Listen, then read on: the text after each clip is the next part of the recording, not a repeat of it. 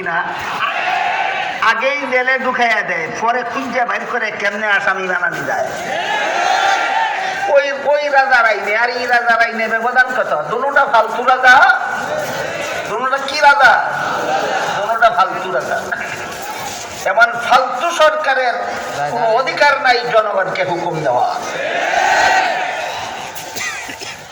বলেছিলাম সরকারের কাছে জনগণের পাওনা আছে আনুগত্য করার কিছু বিশ্লেষণ বুঝলেন? সরকারের কাছে জনগণের ভাবনা একটাই, এটা হইল জনগণের কাছে সরকারের ভাবনা একটাই, সেটা হলো জনগণ সরকারের আনুগত্য করবে, যে জনগণের কাছে সরকারের হক। সরকারের কাছে জনগণের কোনো হক নেই। কটা? 6টা। সরকারের কাছে জনগণের হক 6টা। এর মধ্যে সবচেয়ে বড় হক দেশের সমস্ত জনগণকে জাহান্নাম থেকে বাঁচার পথে জীবনযাপনের ব্যবস্থা দিতে হবে। দেশের সমস্ত জনগণকে জাহান্নাম থেকে বাঁচার পথে ব্যবস্থা দেওয়া, যে কার কাছে কার হক? সরকারের কাছে জনগণের হক। পৃথিবীর যে কোনো দেশের যে কোনো সরকার জনগণকে জাহান্নাম থেকে বাঁচার পথে জীবনযাপনের ব্যবস্থা দেবে না।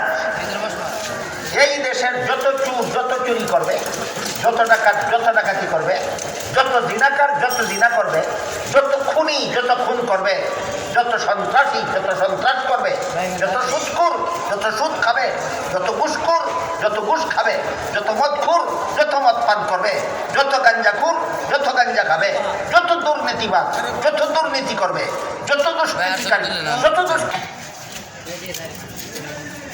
বুঝে থাকতে বলেন সরকারের কাছে সবচেয়ে বড় ভাবনা কোনটা?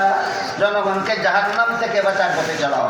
জনগণকে জাহান্নাম থেকে বাঁচার পথে চালাও, যে সরকারের কাছে জনগণের সবচেয়ে বড় ভাবনা। আমি আগেই বলি সবগুলি ভাবনার বিবরণ সারা রাতে দিয়ে শেষ করা যাবে। সরকারের কাছেও জনগণের সবচেয়ে বড় পাওনা জাহান্নাম থেকে বাঁচার পথে তোমার সন্তানদের চালাও। সরকারের কাছে জনগণের পাওনা, সরকারের সন্তান, যে সরকারের কাছে সমস্ত জনগণের পাওনা। যেই যার পাওনা পরিশোধ করবে না, আল্লাহ রাসূল বলেন আলা কুল্লুকুম রাইন ওয়া কুল্লুকুম মাসউলুন আন রাইয়াতিহি। যেই যার পাওনা পরিশোধ করবে না, তাকেই আল্লাহর কাছে আসামির কাঠগড়ায় দাঁড়াতে হবে এবং ডাবল শাস্তির যোগ্য হয়ে জাহান্নামে যেতে হবে। এই বিষয়ে আমাকে দিলেন কেন? আল্লাহর হক বান্দার হক। বান্দার হক বলতে কোনো বুড়ার দিন কোনো বান্দা কি আদায় করে? এইগুলি ওয়াজ করে লাভ কি? এগুলি কচু ভাষায় ধানি ডালার মতো। কচু ভাষা চিনেন আপনারা? ধানি ডাললে ভিজে সকাল থেকে সন্ধ্যা পর্যন্ত কচু পাতায় 100 কলসি ভাজি ডালবেন, সন্ধ্যাবেলায় যেই শুকনা সেই শুকনা। এই সমাজের হাজারের মধ্যে 999 জন মানুষ কোনো মানুষের হক আদায় করতে রাজি না। হক দ্বারা আদায় করবে না, তোমরা ডাবল শাস্তির যোগ্য হয়ে জাহান্নামে যেতেই হবে। সামান্য কিছু উদাহরণ দিলাম সম্পর্কের কারণে, যে বিশেষ হক থাকে বান্দাদের পরস্পরে। আরেক রকমের হক আছে যে বিশেষ হক নয়, সাধারণ হক। তোমার কোনো সম্পর্ক থাকুক বা না থাকুক, তুমি চিনো বা না চিনো, তোমার আত্মীয় হোক বা না হোক, সমস্ত বান্দাদের পরস্পরের হক আছে।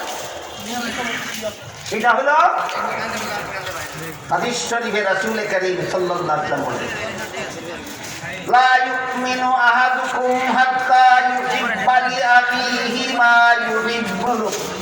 চিনা অচিনা, আত্মীয় অনাত্মীয় কোনো দুর্ব্যবহার করো পছন্দ করে? রাসূল বলেন অন্য লোকে তোমার সাথে কোনো যে সমস্ত দুর্ব্যবহার করা তুমি পছন্দ করো না, এইরকম 3 হাত লম্বা একটা সিট প্রতি 2 জন মানুষের জন্য নির্ধারিত। আপনি একটা গাড়িতে চললেন, এই গাড়িতে প্যাসেঞ্জার বসার জন্য যে সিট রাখা হয়েছে কতটুকু লম্বা?